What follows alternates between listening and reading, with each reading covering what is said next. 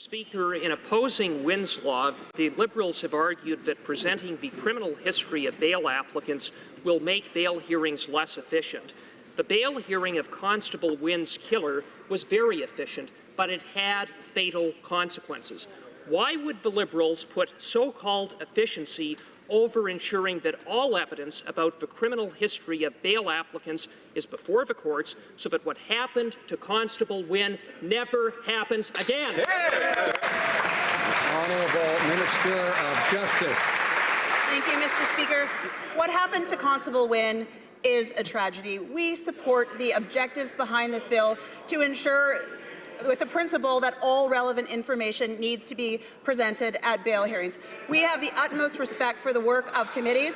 The committee heard from a myriad of witnesses, and they presented evidence that, in fact, this bill could potentially decrease public safety. We are going to ensure that we work in a constructive and collaborative manner with the provinces and territories to look at bail reform within the guise of the comprehensive criminal justice reform. Order. Order. Most members are able to sit through question period and hear things they don't like without reacting. Most members in all parties. So I would ask that others who have difficulty doing that try a little harder. Now, member for St. Albert, Edmonton. Mr. Speaker, opposing Wynns law and disrespecting victims, that's the Liberal record. Yeah. Wayne Pefferidge, whose son was brutally murdered, wrote to the minister last September to raise substantive issues around sentencing. 8 months later, aside from receiving an insulting email that the minister receives many emails, he has heard absolutely nothing from the minister. When is this minister going to finally start respecting victims instead of just ignoring them?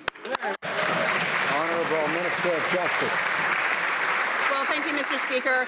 I appreciate the opportunity to stand up and talk about the comprehensive review of the criminal justice system that we are undertaking, that I was mandated to do in my letter from the Prime Minister. That includes a comprehensive review of sentencing reforms that have taken place over the past 10 years and before that. We are moving forward to ensure effectiveness and efficiencies in the criminal justice system with the underlying objectives of ensuring respect for victims, public safety, and the reforms that we take are in compliance with the Charter of Rights and Freedoms.